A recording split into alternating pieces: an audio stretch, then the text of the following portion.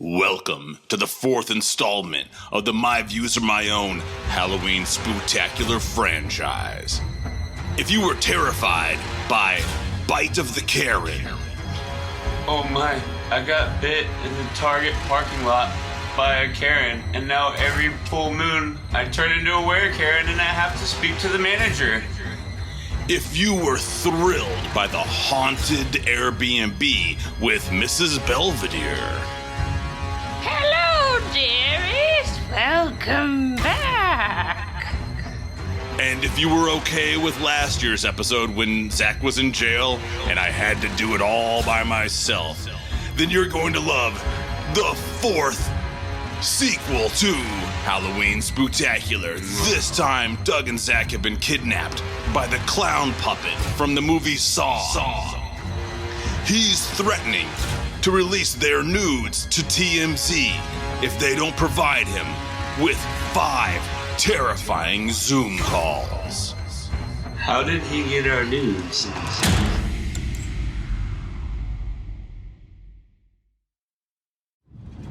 Zach, wake up. Dude, wait, what? Where am I? We're on a train. How do we get on a train, Doug? Hey man, you're not gonna believe this, but we've really done it this time. We got tranquilized darted by the clown puppet from the Saw movies. Dude, man, where did he find us? Where were we? Last thing I remember, we were on a bike ride, and then we were coming down the Greenway, and I thought I smacked my head, but did he get tranquilized? Here's the important thing you need to know. Clown Puppet is saying that if we don't provide him with 5 terrifying Zoom calls, he's going to leak our nudes to TMZ. And let me tell you, Zach, if that happens, you can kiss that People's Choice Award goodbye. How did he get our nudes? From the cloud. I told you not to upload them to the cloud. Oh, damn dick pics. It is not a safe place to keep your nudes. I thought when it asked for extra storage, I was locking in extra storage. Well, anyway, wait, hold on. Let me play you the recording from Clown Puppet. Hi, I'm Clown Puppet, and I have a sauce riddle for you. You have to do 5 spooky tales on Zoom calls, and I won't leak your nudes to TMZ and destroy your opportunity to get a People's Choice Award for the podcast. Ha ha ha ha ha ha. Man, what a fucking dickhead. Dude, what a jerk, man. Why is he so obsessed with us? Why does he not want us to get the People's Choice Award? You know what? I'm not even going to worry about his motivations. What I'm going to do is I'm going to get to work and I'm going to get these 5 terrifying Zoom calls. I just want to get the fuck off this train because I'm starting to get motion sickness and I think we need to get a spooky tale.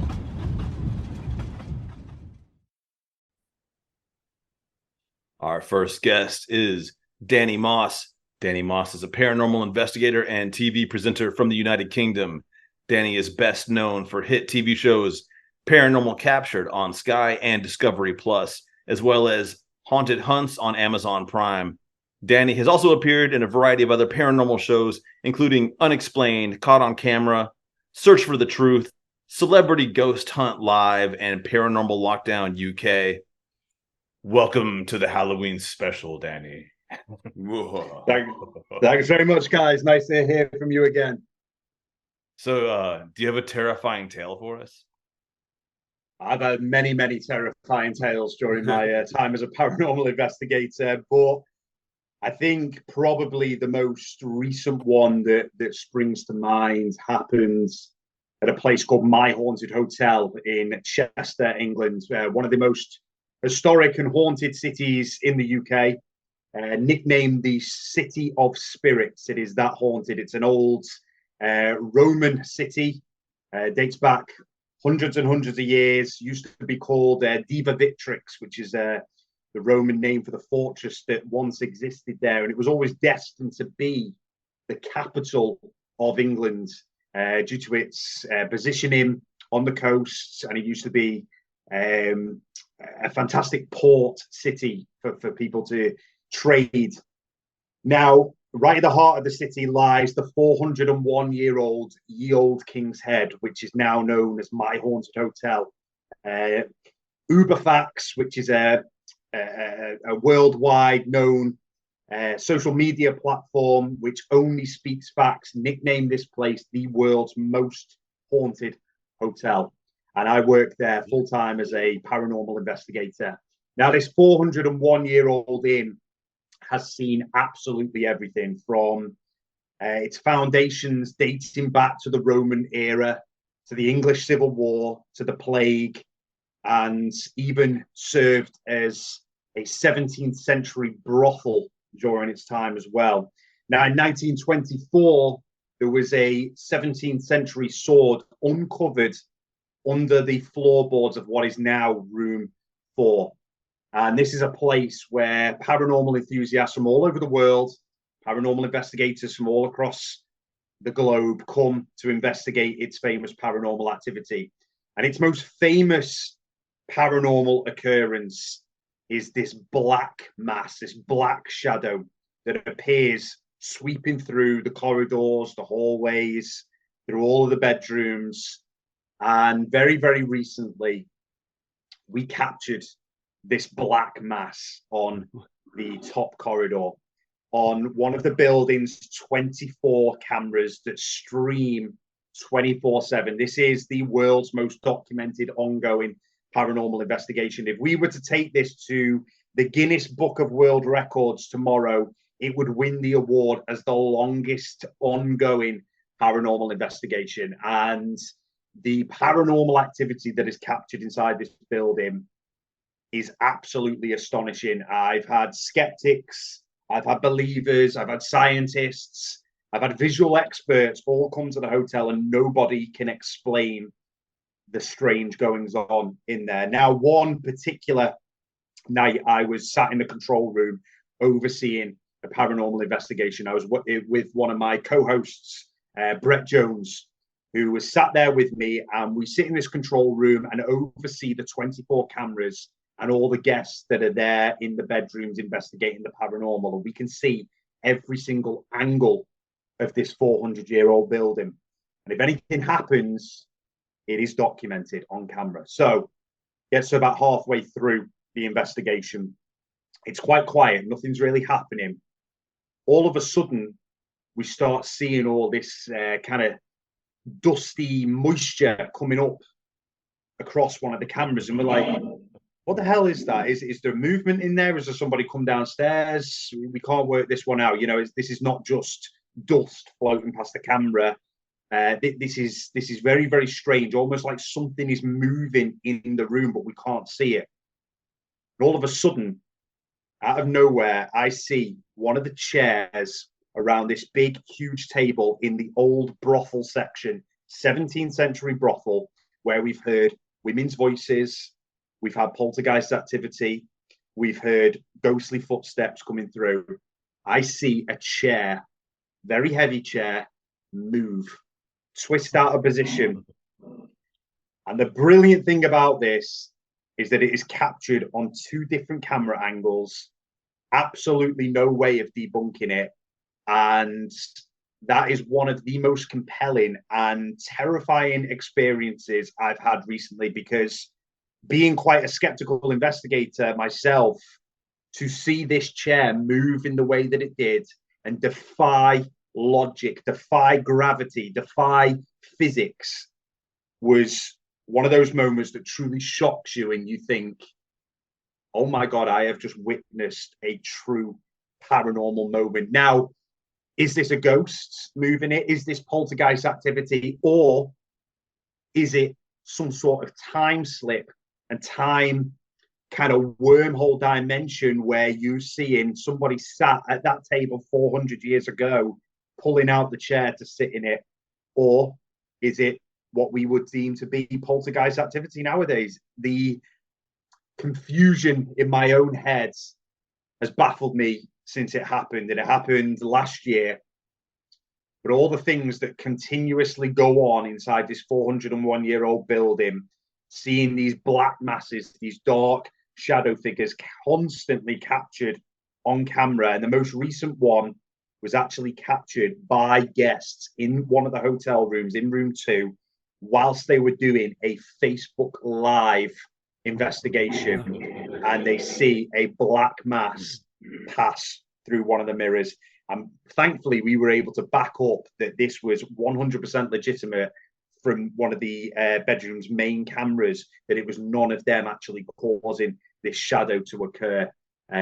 We've just actually featured it on one of our latest YouTube episodes. It is incredible. But what are these black masses? Yeah, we have no idea. And it's a place that will terrify, excite, and continue to defy logic.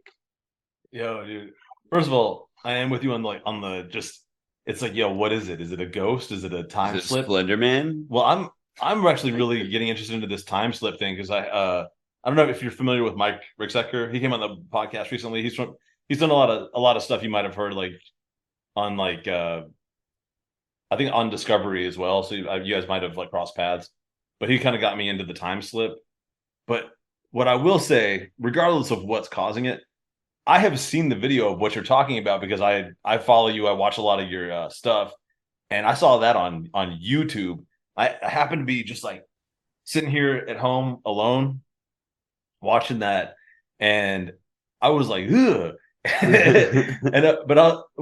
The thing for me, man, is if I was in that hotel, because you watched that and you just stayed there and you were like, this is very interesting. Yeah. I'm going to continue to study this. I would run out of that fucking hotel and never come back. If peace out, yo. Yeah, if chairs and furniture started moving around me. No, I wanted to run out, believe me. Yeah. Did you stay in the rooms too, or were you just watching the cameras and stuff? Did you see the black mass in person? I'm curious. I have seen it captured on camera 3 times in the last year. Yes. But I've never seen it in person. You weren't sleeping in the hotel and whoa. I refuse to stay over in that hotel. I would too, I guess. Man, that's crazy. Danny, while I have you here, I know you've told this story before, because this is your second time on the podcast. But another thing that I've watched of yours that I found pretty bone chilling, if you don't mind, maybe just talking about it for a couple minutes. That haunted doll, man.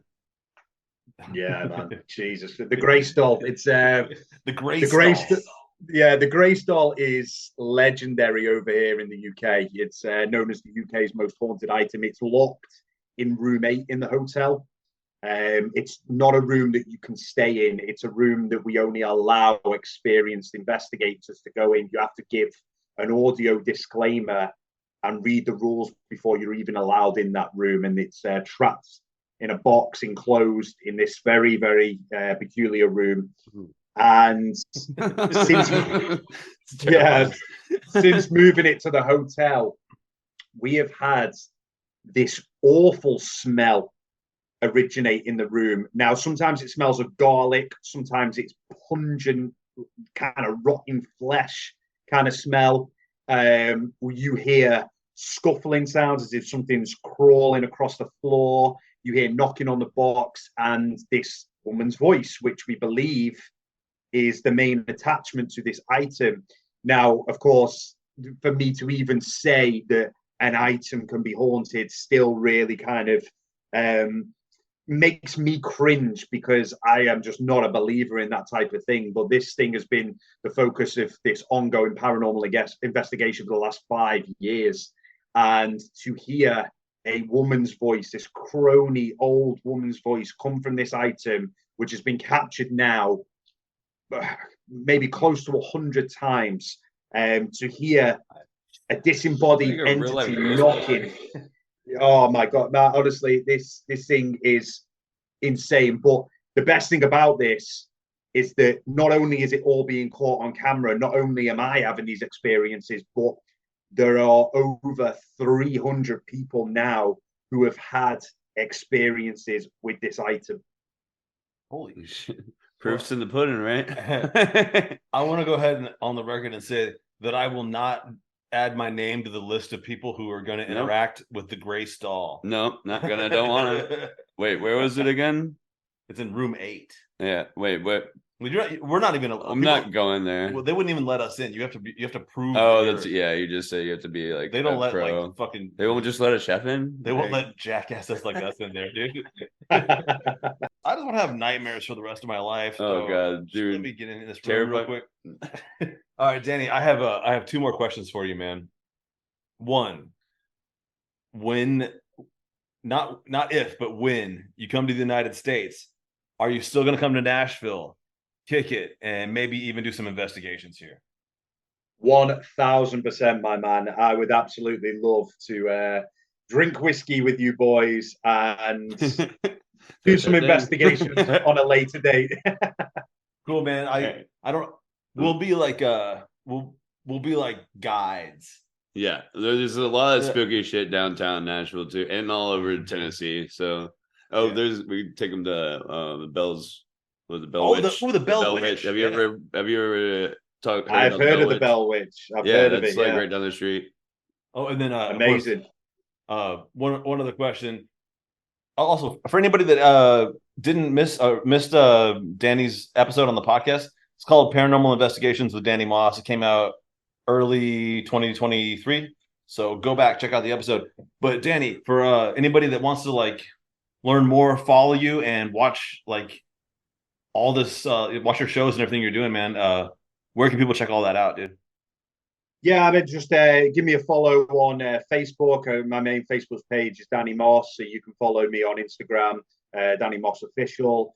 And yeah, Amazon Prime, you can check out The Haunted Hunts. I think Discovery Plus, either over in the States or maybe here in the UK. I can't remember which one has it now. Paranormal Captured. I've just done some amazing work with Amazon Alexa and a celebrity over here in the UK called Rylan Clark. So you can watch my stuff in most places. If you just kind of Google my name, a lot of stuff comes up. Awesome. Well, Danny, thank you so much for being on the Halloween Spooktacular, my man. Yeah. Thank you so much, guys, and I look forward to speaking to you again soon. Yeah, it was good to meet you, man. All right. Well, if that story doesn't make that clown puppet happy, I don't know what will. Yeah, that doll that Danny Moss told us about makes this guy look like a bitch. Seriously. You know, I hate clown. Wait, hold on. Here he comes with another recording. Oh, God. What? You guys don't like me? Well, I'll tell you one thing. That Zoom call was scary enough for me to open one train car door. Ha ha ha ha ha ha. Oh, what a fucking dick. Loser, dude. Oh, shit. Oh, wait. There it is. It's opening the door. All right, cool. Let's jump. All right, run. 1, 2, 3, go! Our next guest is Marianna Barksdale. Marianna Barksdale is a comedian, writer, and aspiring cat lady based in Nashville, Tennessee.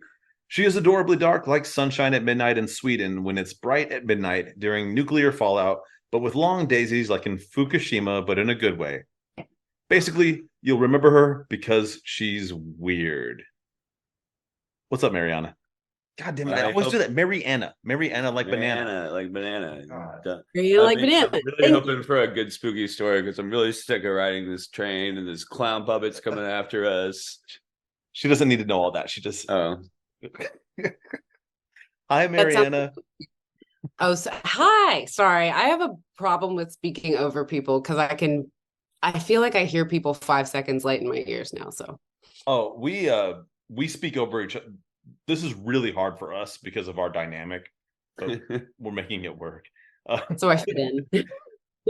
Marianna, welcome to the Halloween Spooktacular. Can you please share your terrifying tale? Yes. This is actually even hard for me to talk about sometimes because it's like the scariest thing that's ever happened to me. And I'll tell you at the end why I've never really talked about it. So I almost died in a plane crash a few years ago. I guess it was 10 years ago now. And it was the night of my brother's wedding. And my dad has like this little tiny plane that he's flown, he's like an amateur pilot. It's always been his passion. And so he was able to get this little tiny Cessna plane. And I'm not completely sure if he had like a pilot's license or if we had like clearance to take off or anything, because after my brother's wedding, we just wanted to get home like as quickly as possible. And he was getting married in Cookeville, Tennessee, and we're from Florence, Alabama. So it's like a half-hour flight time, supposed to be at least. And so we took off, and it was look kind of like today. It was like sort of stormy, and you're like, I don't even know if I want to go like in the car somewhere, basically. Yeah. It's stormy. There's definitely like bad weather around Tennessee, and we're sort of just like, oh well, the thing about amateur pilots is they're like, we'll just fly around it, like what they say when you're like on a commercial flight, and they're like, we're just gonna fly around this, no big deal. But they actually have like a plane that can do that, Yeah. A jet. Yeah, exactly. They're like in a two-seater. Exactly. Yeah. This plane, to just give you like a visual of it, it's like smaller than every car I've ever been in. It's like it feels like a toy, honestly. Like the you can hear the wind, like the walls are really thin, the doors kind of like, I still don't ever remember thinking it was locked. It just kind of it felt like a Barbie car, kind of, And this plane was built in the 70s, so it's like, it's old. Yeah, it's old, it's tiny, it's loud. And I didn't even know, like, I wasn't even smart enough at the time because I was 25. And when you're 25, sometimes you're an idiot. And I didn't think to ask any questions like, do we have clearance to take off or anything like that? Because it's my dad, flying the plane. But anyway, we take off, and we know that there's weather, and we have an iPad, like the first iPad that's ever existed. Okay. So like, the thick iPad number 1. And it's like 5 pounds. Yeah, exactly. It's like you could kill somebody with it if you wanted to. If our problem had been aliens, we would have been fine, because I could have murdered some aliens with this thing. With your iPad. With the obelisk iPad. The obelisk iPad. Decapitate them with this iPad. And so I have that, and it's got the weather map on it. So we're going to fly around this storm. Nobody thought to tell me that it doesn't automatically update. It like is animating, but it's not updating the weather. So I'm just going off of old information, basically. So by the time I realize that we need to update the map, we have flown into a tornado. We're straight into it? Yeah, we had to be close enough. It was nighttime too, so you also couldn't see anything because, well, the only things you could see, there was lightning all around the plane. When that would strike around you, like you could see whatever it would light up, but that's about it. That's the only light that we had. It's not like a car where you have like headlights, It just feels like you're buried under the ground, basically. Like that's how dark it was. So all of a sudden, the plane just gets like swept up into this, I don't know what it's called, like an updraft. It got slingshot 900 feet up in the air. Oh my God. Yeah. And what it looked like we, like I just said, it was like darker than any dark I've ever seen. I've never come in contact, unless actually I did go into a cave one time. That's about how dark it was. I don't know why exactly. I don't understand how clouds work, but so leave that to the scientists. Exactly. Wow. I'm not a scientist, and clearly I'm not a navigator either. So I've always felt like this entire problem was my fault for not being good at the navigator job. But again, nobody explained to me what I was supposed to be doing. So we got slingshot up into the air, and we're in this tiny little plane. And my dad is like, he doesn't talk a lot, and then he really doesn't talk when he's stressed out or nervous. And at this, like, he's doing everything he can to like stabilize the plane and try to figure out what's going on and do everything, but you can still text. So I actually texted the guy that I was dating at the time, and I was just like, I think we're going down. Like, we just flew into what, as far as we know, is a tornado. So I said goodbye. Yeah. we I don't know what happens. It's weird how clear it all is. It's like you're not thinking about anything. It's like everything's clear. I don't know. It wasn't like I got flashbacks or anything. I was just I've never been so in the moment in my life, I guess. And but while all this is happening, there's lightning all around the plane. Like the fact that we could fly into this part of the storm is like disturbing. Because there were plenty of reasons to go there, like Yeah. there was enough red flags to be like, you should turn around or go left or something. So what does it feel like to shoot upwards 900 feet? Oh, it's I mean, I never need to go on a roller coaster ever again. It's like you're in a Toyota Corolla and with wings. It's like you're in a kite. Yeah, but it's funny because you end up feeling like you're falling because your stomach drops, Yeah, even though you're going up. Yeah, it's so weird. It was weird, but also it didn't make any sense because it felt like it felt like we were being buried. I mean, I thought I was dying. Oh, I was like, there were like G forces, right? Yeah. I guess honestly, it's such a blur now. I like read what I wrote about it that night sometimes, and I'm like, there's some details I completely forgot, like the lightning, because I think you just get so stressed out. You're like, I have to let go of some of this. Yeah. Well, then what happened when you came down after getting lifted up? So he got like the plane stabilized and everything, and we flew out of that. We ended up being able to get out of it. Oh, so he got like shot up out of the tornado. Yeah. Okay. It was like, because everything around the tornado, it's like also going fast, but not as necessarily in the tornado. Yeah. So we got it's kind of like a riptide. So wait, you're from here, right? Yeah. Okay. Did you ever go to Opryland? No, it was gone before I got. Well, I'm from Alabama, so. Oh, that's right. Yeah, you said that. There's a cyclone ride, and it sounds like that, but you're tending on that ride, not a random tornado. I have a feeling this is about 1,000 times more intense than any ride that those people do for fun. It sounds scary as hell, but I'm glad he stabilized and made it out okay. Was the plane? I've only seen this kind of shit in movies. Was the plane going like beep beep beep beep beep beep? Was it like that kind of shit? No, the plane didn't even seem to know what was going on. It's been scarier flying in like a normal like sunshine sky because there's this little thing in the middle of the plane that has a plane on it, and it's got wings, and it shows you if you're upright or if you're upside down. And sometimes that'll be broken. Upside down on monitor.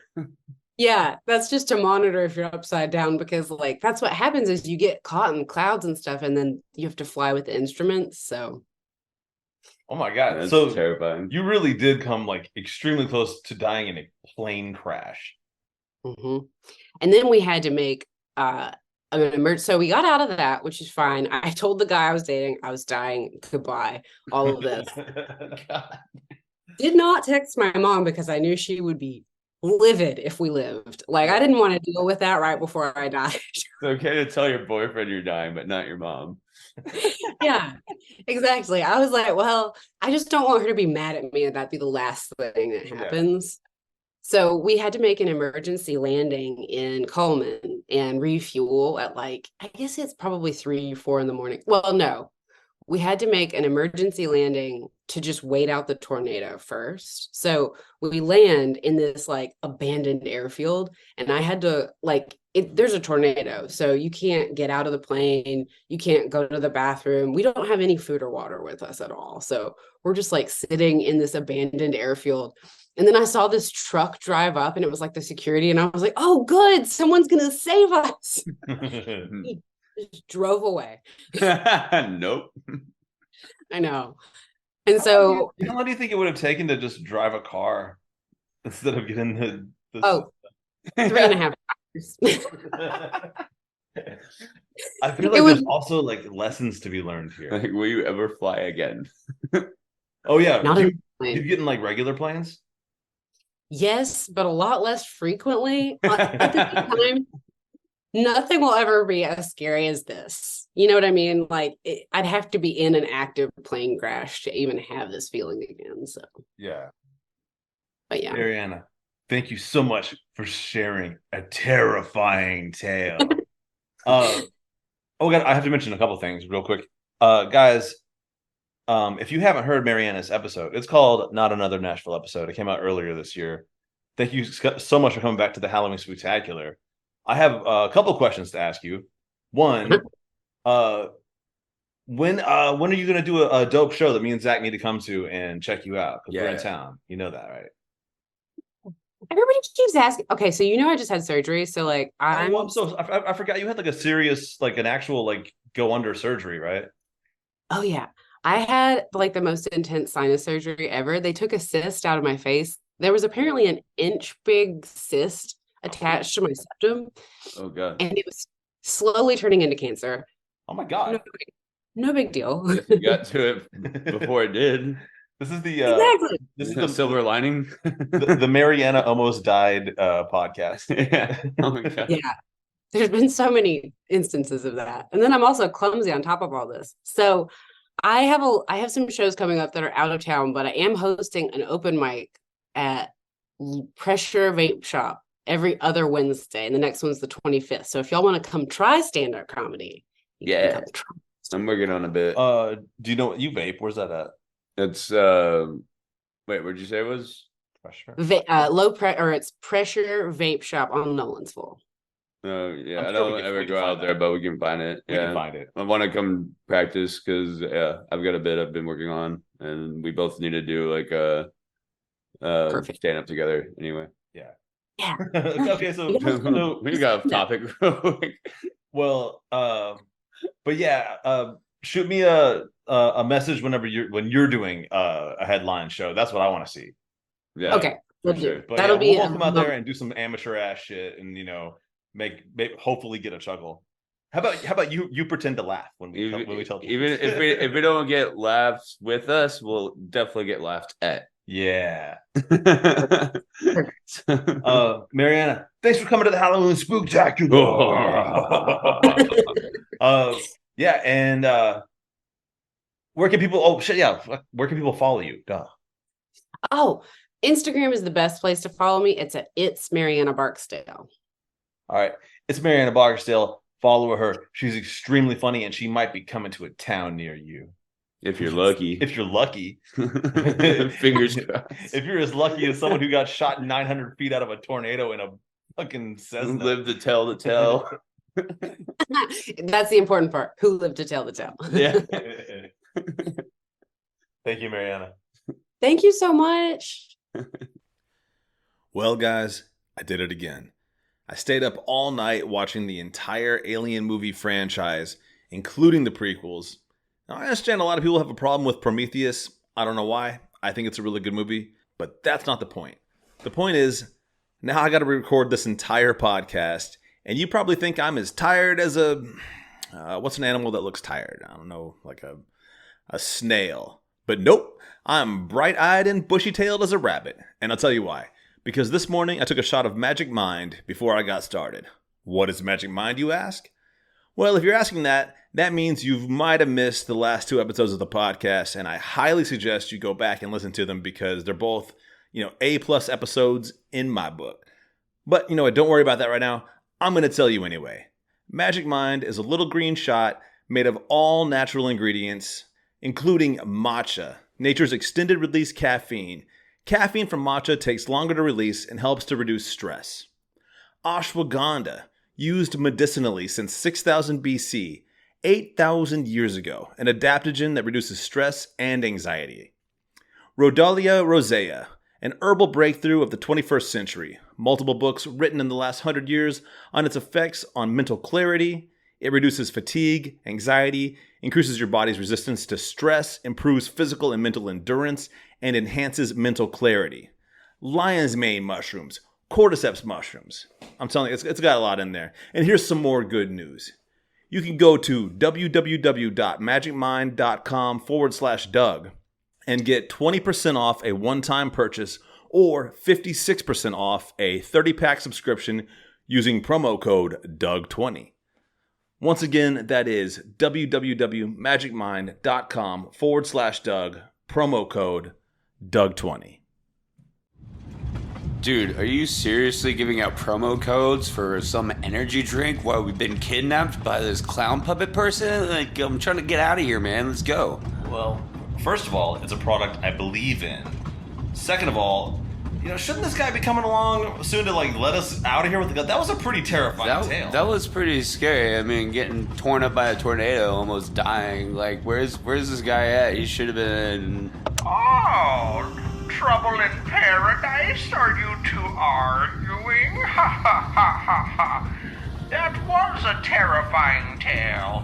So I will open the next train car door. Ha ha ha ha ha. God damn, about fucking time. Fucking bitch. God, I hate this guy. Oh, look, all right, he opened the door. Oh, it's ready. Let's Okay, jump. careful One, now. two, Yeah, three. go! Our next guest is Jasna Celovic.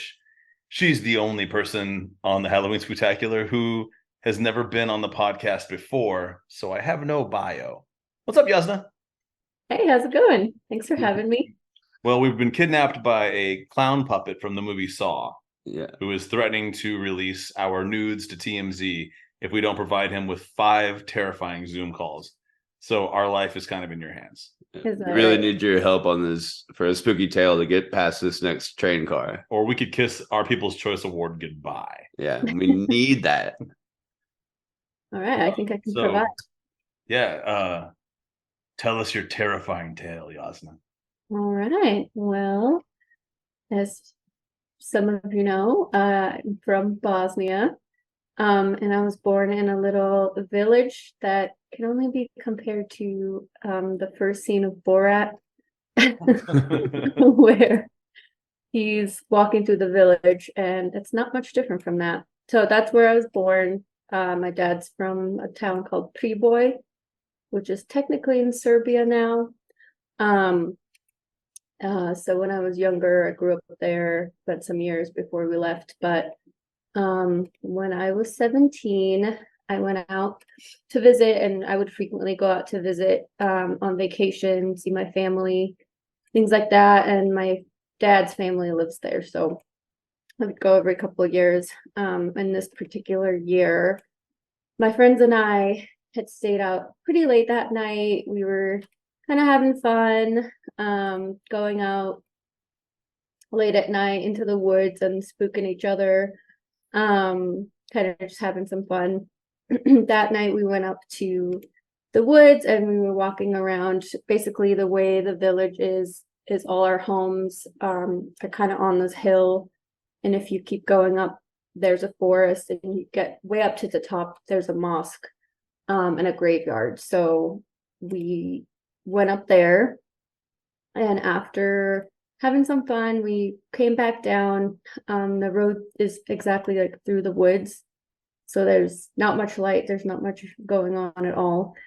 And on the way back, we decided to take a fork through the road where there was a little barn and an old house.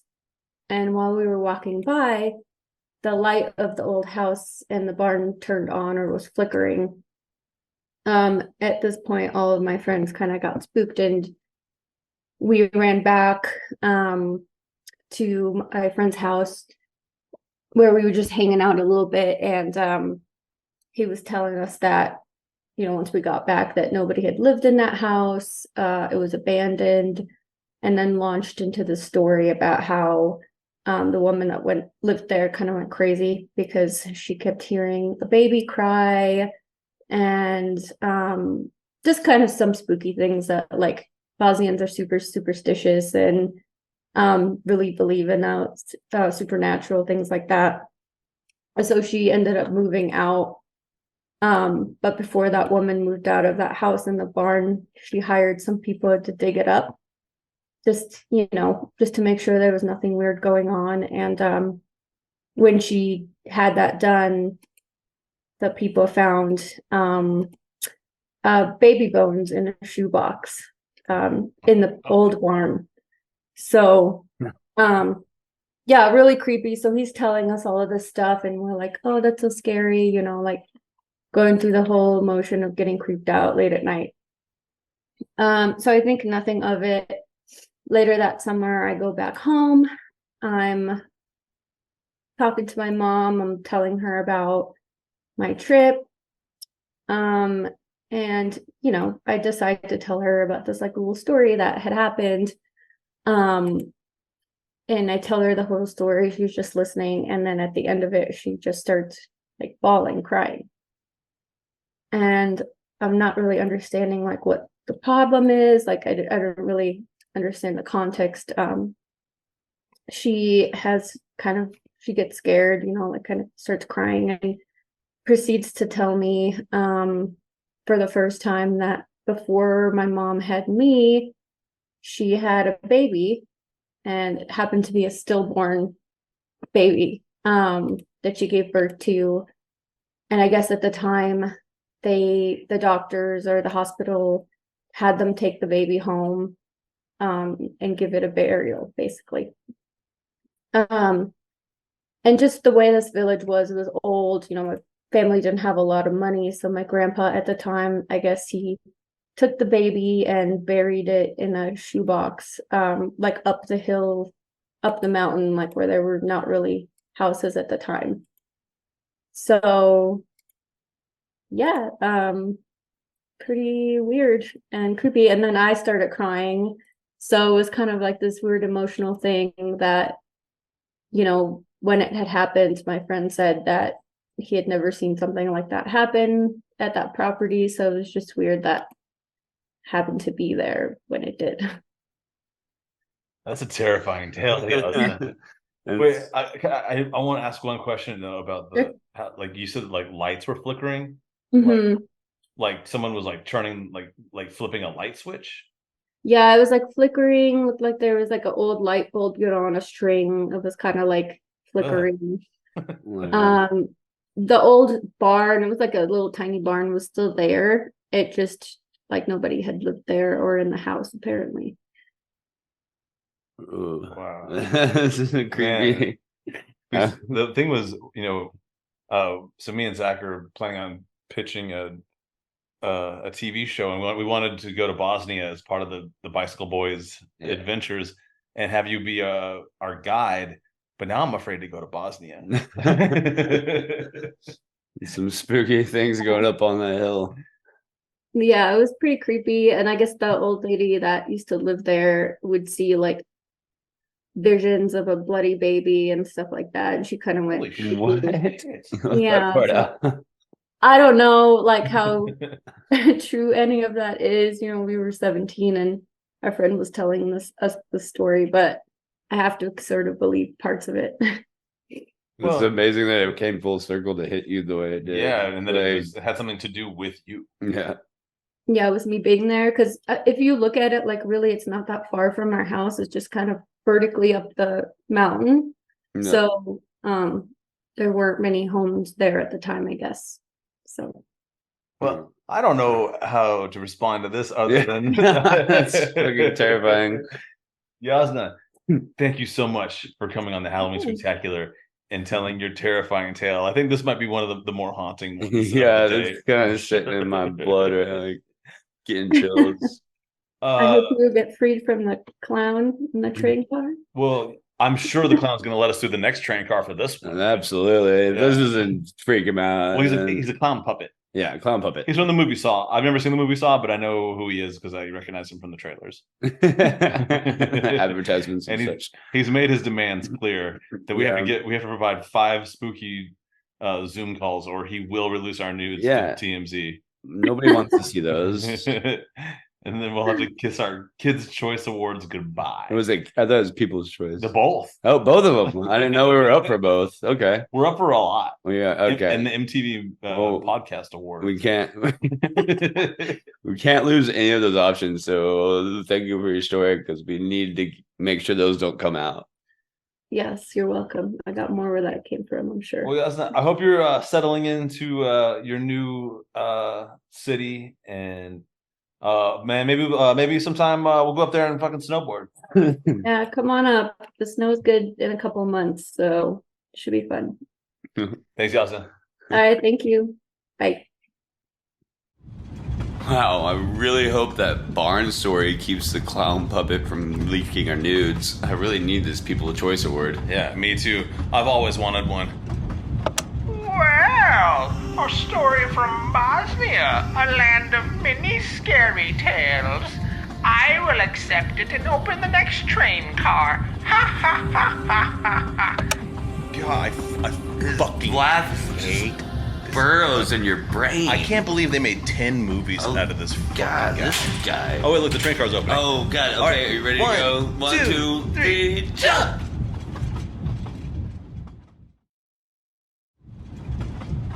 Well, shit, man. Our next guest was supposed to be here at 2 o'clock. Where did he go?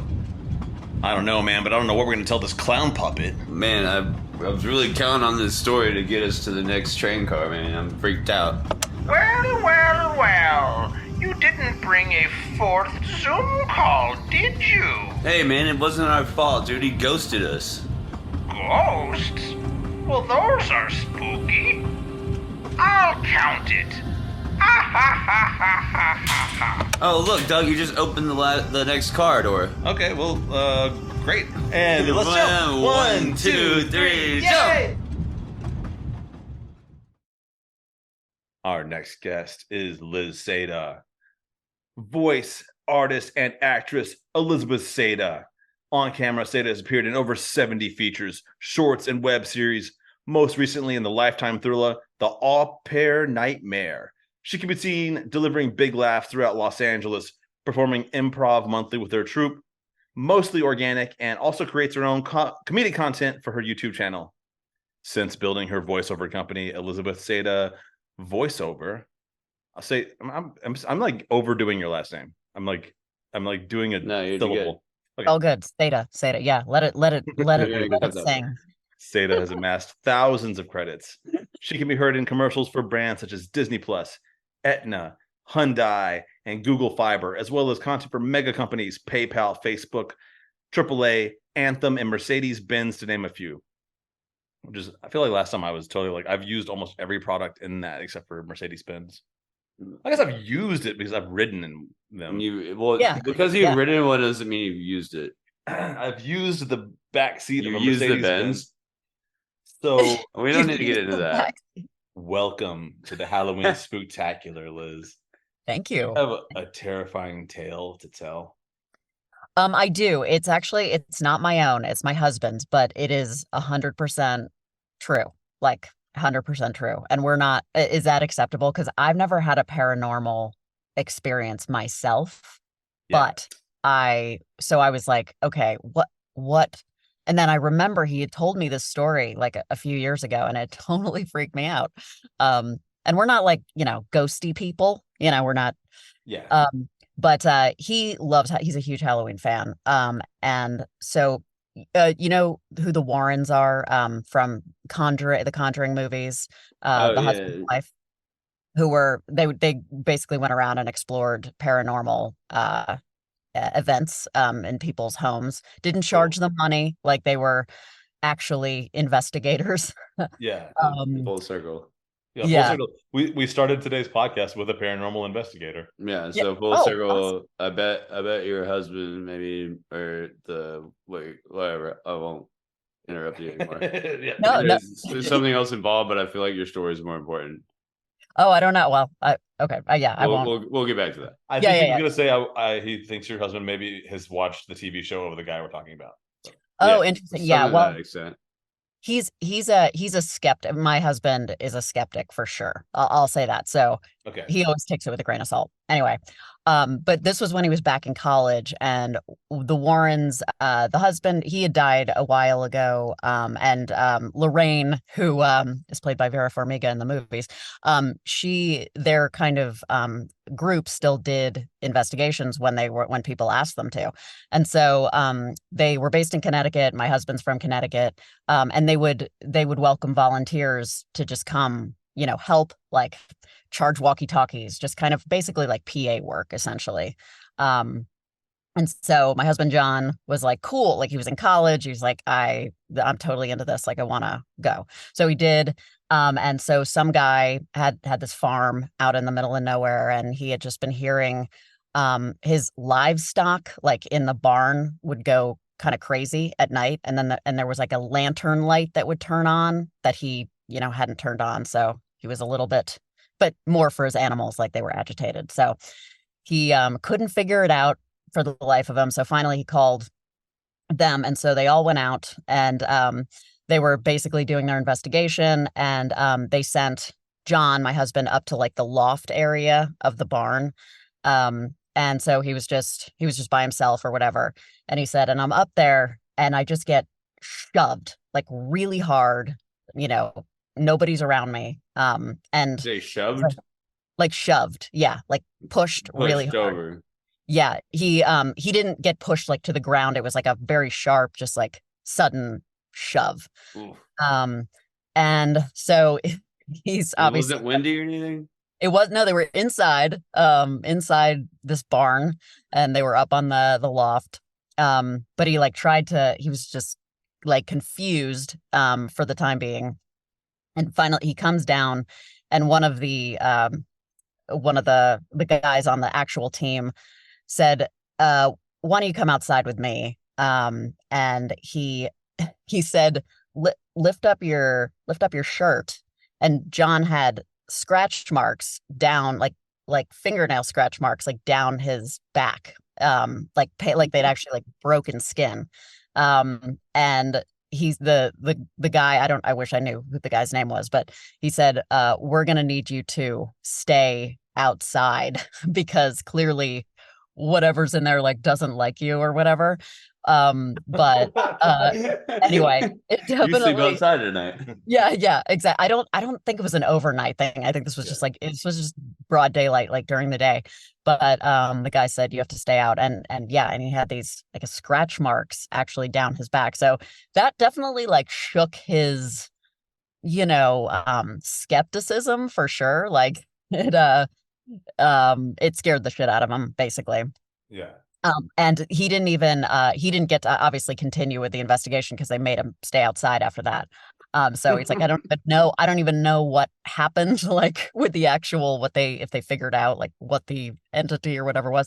But I thought that was pretty terrifying and crazy personally. So that's my spooky story. That was a spooky story. Yeah. Totally terrifying. I don't want to wake up with scratch marks. Yeah. Also, yeah, if they were like, you have to stay outside, I'd be like, yeah, I'm gonna stay outside. No, I'm gonna go home. Yeah, like they didn't even tell him. It was like just sort of, he said it was like presented in this kind of like ominous way, like, we're gonna need you to stay outside because whatever's in there like doesn't like you, clearly. And he was there like with people that had been there before, and like that never happened before. And that's why they told him to stay outside? Yeah, exactly. So like with so I don't know if you know anything about the Warrens, but like they would get requests from people all over in England, in the States, like everywhere. And so they were always sort of case by case bases. And so this was the first time they'd ever, I guess, gone to this location because this guy was having issues with his livestock. And so this was the first time they'd ever been there. And sometimes I guess it could take a few days, but as far as I know, they would just kind of be like all hands on deck in one location. Okay, so have you burnt any sage around your husband since then? Yeah, I dunked him in a sage bath. No. Yeah, sage bath. We have not. I don't think he's had any instances since. If it were a regular occurrence, I would have questioned things early on, I think. Red flags, Yeah. Well, that's good. I'm glad there's not been more instances for your sake. Yeah, and I mean, knock on wood, but I've not had a single, like, I feel like that's weird. Like, I feel like everybody, at least, unless I've repressed it, like everybody has some, I don't know, little. Do you want to hear something kind of spooky about just you telling that story? Yeah. Not only did you start out with paranormal investigators, which is how we started out this like Halloween Spooktacular, but you told a story about a barn, which prior to yours was this like one of the probably the spookiest things anyone has said. Baby barn story. Oh, A barn with a crying baby in it, but there's no baby in the barn. Yeah, that part. You'll have to listen to the episode. I'll have to listen to the episode. Oh, I'm so. And this was okay. So this was the paranormal investigator who was talking about this case. No. It's completely different. This is a person who was originally from Bosnia. She went back to Bosnia to visit her like old home, and there was a barn that had like a crying baby's voice in it that everybody stayed away from. Yeah. And whatever. No spoilers. No spoilers. Well, by now. Well, I guess by now it's spoiled. No spoilers for Liz. Yeah. You'll have to listen to it on your own. Okay. Liz. Yes, I would actually like to listen to this episode and not take it too in deep. Yeah. I love scary. I just love scary stories. I'm like as much of a wimp as I am. I eat them up. I'm just like at the edge of my seat, like 100%. Even if they're just simple, it can be the simplest thing, but I can't get enough. I do have a question. Just I don't know if your husband's ever like shared his like his theory, because he must have come up with like some kind of like different theories. Does he have like does he like, I think it's a poltergeist, I think it was a trick, I think it was a I think I feel it, or he's indicated he does think it is some kind of like entity, because it was like we were inside, there was no draft, there was no like nobody was up there with him. It was just a like a barn loft, which we all go up on all the time. And then the scratches, it's like he wasn't near anybody, he wasn't in contact with it, so he's like, that's really the only logical explanation I can come up with. I mean, he doesn't believe in ghosts per se, but like like I don't know, bad energy or whatever, but how you get scratch marks, I'm just a little bit that's the terrifying part, because the random scratch marks on his back is like what that were like visible, like like getting shoved, like he was like, I tried to just like justify. I'm like, okay, maybe I don't know, did I trip? That's what my first question was. Gust of wind, maybe. Yeah, totally. But it wasn't windy, he was inside. Yep. Or if he had like fallen down on his back. Was he exactly drunk? Yeah. Like right. But he didn't. That's something I would do as I was drunk. Yeah. Like just fall over and scrape my back and blame it on the wind. A ghost did it. A ghost did it. Exactly. Yeah, I know. Just drink a bunch of whiskey and fall down and go, just kidding. That ghost just did to me. Ghost ate my homework. Blame my drunkenness on the ghost. That's what I always do. Liz, I have to say, first of all, thank you so much for sharing a terrifying tale. Thank you for letting me basically use somebody else's story, but I have it on good. I like that story. That was a good one. That was a very good story. Yeah, and ask you. Oh, sorry. Go ahead. I'm sorry. Oh yeah, I was just gonna say, and the Warrens are kind of celebrities since they've had many films based on them. So it was I've followed those stories before, and they are. So I'm behind you on that. I was just jesting. Yeah. No. I'm pretty sure your husband got actually scratched by a demon. Yeah, we're gonna go with demon on this one. Yeah, we'll go with demon. All right, guys, it's been solved. Go ahead and tell your husband it's been solved. It's a demon. Okay. Yeah. I want to let the listeners know. Liz Saydah has an episode from earlier this year, 2023, called "Hate the Player, Not the Game." Highly recommend you check it out. Ian McClellan, Joe Pesci, I'll make a John Malkovich, I believe. John Malkovich playing Mario Kart. Yeah. But Liz, I do want to say before you go, and also once again, thank you for the terrifying tale. Where I know, do you have any you got anything coming out? You got any games coming out? Places people can follow you, or any kind of shows you might be performing? I have 2 new game things. I'll be 2 new characters in Clash Royale, which is like the Clash of Clans people. I am also in Brawl Stars, so it's same developer.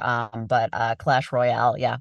So I'm the little prince and a guardian character for those, and then I'm a character in Final Fury, which is another like fighting game. Just did those recently, and I'm doing an improv show in December because I'll be out this October. But yeah, those are kind of the latest happenings, goings-ons that I can think of. But where can I follow you at? I'm just like on Instagram pretty much. I don't do TikTok and I don't do X. Yeah. So I'm about to delete my X myself. What is the X? It's Twitter. They just Twitter. I don't. Yeah. I've never had a Twitter, but what's your Instagram so that we all know? Of course, it's at Liz Saydah. And then I have a YouTube channel too, which is just at Elizabeth Saydah. And sometimes I post content, but yeah. And and if you're a fan of Oxenfree 2, you can vote for us. We are nominated for a Golden Joystick Award for Best Storytelling. I don't know what a Golden Joystick Award is, but it's powered by Intel. So it has yeah. So no comment. Yeah. How do I vote? I'm totally gonna vote for you. Okay, cool. Let me actually, should I share it? Can I share it in the chat? Yeah. Okay. It's just easier. It's just like the golden chat. You just go to Golden Joystick Award and then vote Oxenfree? Here we go. This is Golden Joystick Awards. Did it go through? Yeah, okay. And it's best storytelling. It's the first category, and Oxenfree 2 is like 3 or 4 down in the list, and you just click vote, and that's it. It's super easy. So vote for us. I just want to play games that you're in. Just so while I'm playing, I can go, I know her. I know her. You hear that? I appreciate that. I know this person. Yeah, I appreciate that. Call people on speakerphone, be like, yeah, I'm playing this video game. Oh, wait, I know her. You hear that voice? I know her. Name drop. Hey, brush the dirt off your shoulder. I swear we need a brush the dirt off your shoulders emoji. Be like, yeah, no big deal. Liz, thank you so much for that, for joining us on the Halloween Spooktacular, and I hope you have a wonderful rest of the day. You guys too. Thank you so much, and happy Halloween. We did it. We finally unlocked the final door. Man, so glad to be off that train. Holy shit, this train is going like 70 miles an hour. How are we supposed to get off it? Yo, what is that? Is that a helicopter up there? Hey guys, I'm here to pick you up. Co-producer Colleen?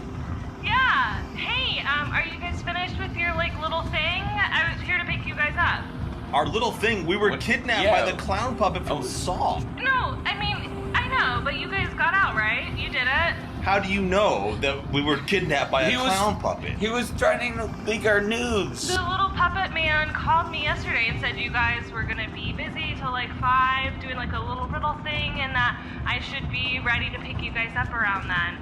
You knew about this? Yeah, he seemed pretty confident that, and I felt pretty confident about you guys. You do the riddle thing, the stories or whatever.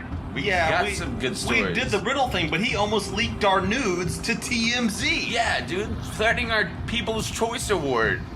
Okay, are you talking about the nudes that you put on your MySpace page? You guys made an account for each one and put them all in your top 8. Man. I think people have seen those. Damn. People's Choice Award is not happening now. Not this time. Well, we go ahead and just lower the rope so we can get the fuck off this train. Here you guys go. We'll get McDonald's on the way home. Oh, yay! Happy Meals for everybody.